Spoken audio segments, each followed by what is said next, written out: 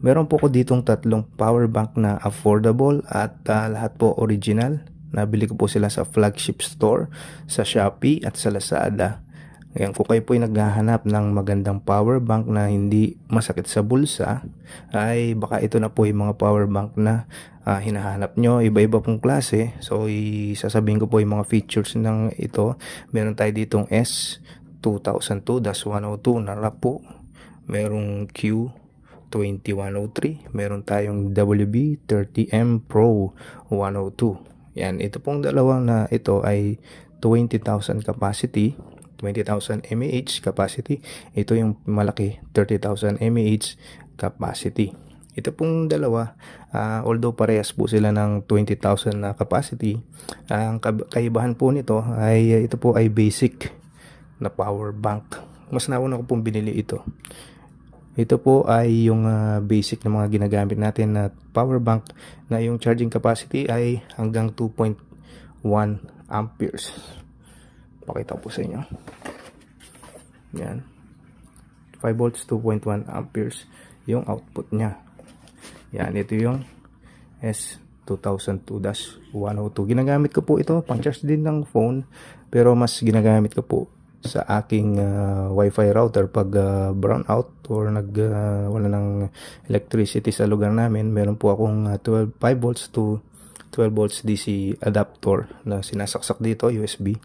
Ay kaya na po niyang i-power yung aking router, Wi-Fi router ng hanggang 7 hours dire-diretso. So ito naman 20,000 din ngayong capacity, pero meron siyang Qualcomm 3.0. Ano po yung ibig sabihin nun? Mas mabilis po yung charging capacity nito kesa dito. Ganun din po ito, pero mas mabilis pa po ito. Mamaya ipapakita ko sa inyo bakit. Ito po yung output niya. Kung mapapansin po ninyo ay multiple po yung output niya. Ito 5 volts 2.1 amperes. Ito meron siyang 5 volts 3 amperes, 9 volts 12 volts 1.5 amperes. Ganun din siya dito. So ano po yung ibig sabihin niyan? Para na siyang smart power bank at yung ang capacity niya is nasa kaya niya hanggang 3 amperes. Mas mabilis po yung charging capacity nito compared dito. And ganun din po ito. Meron din siyang Qualcomm 3.0 na technology. Pero ang mas maganda po nito ay mas mataas po yung output capacity niya. Diba? Umaabot siya hanggang 4.5 amperes. 9 volts, 2 amperes, 12 volts, 1.5 amperes. So yan po yung mga output niya, multiple. Smart din po siya. So yung ating power bank ay nag-a-adapt, depende po sa pangangailangan ng gadget po nyo. At ang kagandahan po dito sa dalawa, yan, bukod po dito, ay kaya po niyang mag-charge kahit na laptop. Yan, laptop po ito. Ipapakita ko po sa inyo. Ganito po itsura niya pag nag-charge siya ng laptop. So type C to type C.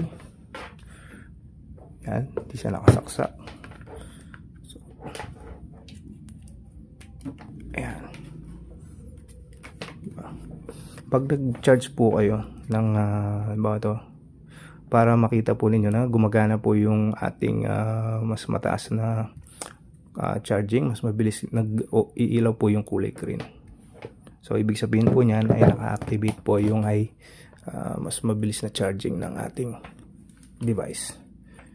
So ito po, pakita natin na nagcha-charge po yung ating laptop.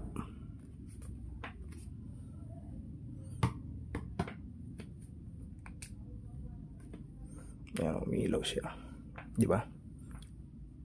Kung baka sabihin nyo may battery kasi yung laptop, so ipapaganahin po natin yung ating laptop para makita po ninyo na nagcha-charge siya. Ayan o, nagcha-charge siya, kita po. Bubunutin natin, wala pang daya yan ha. Ito po yan, bubunutin ko.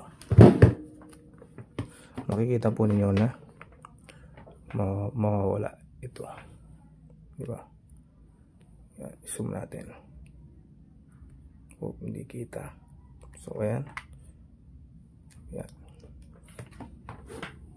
Diba? Nawala. So isaksak ulit natin. Type C to Type C. Nag-charge. So ayan. Ganon din po yung ating isang power bank na mas mataas po yung capacity. Yung 30,000. Kayang-kaya din po niyang i-charge. At makikita po nyo na naka-activate po yung ating fast charging pag nag-ilaw yung kulay green. Yan, nag-charge po siya. Charging. O, diba? Galing. So, kaya ba yan ng ordinary power bank ninyo? So, para makita o para ipakita ko naman sa inyo yung kaibahan pag nag-charge tayo ng yung mababa lang yung kailangan niyang power ay dito po. Charge natin itong isang power bank na basic. So hindi po niya kailangan ng mas mag-fast charging. So hindi po mag-activate. Yan o. Lahat po puti. Hindi po siya nag-activate yung green dot.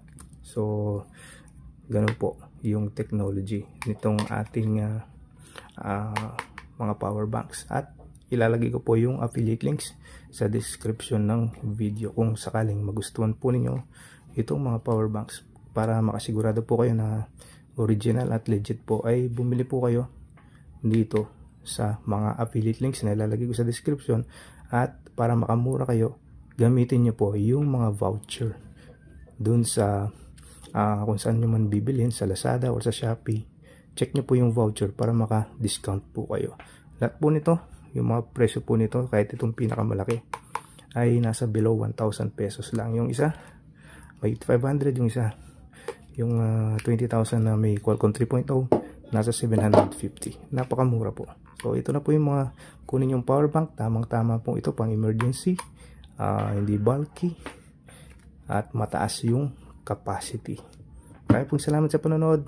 Check nyo po yung mga links sa description ng video kung sakaling pagtripan nyo po o magustuhan po ninyo itong mga power bank.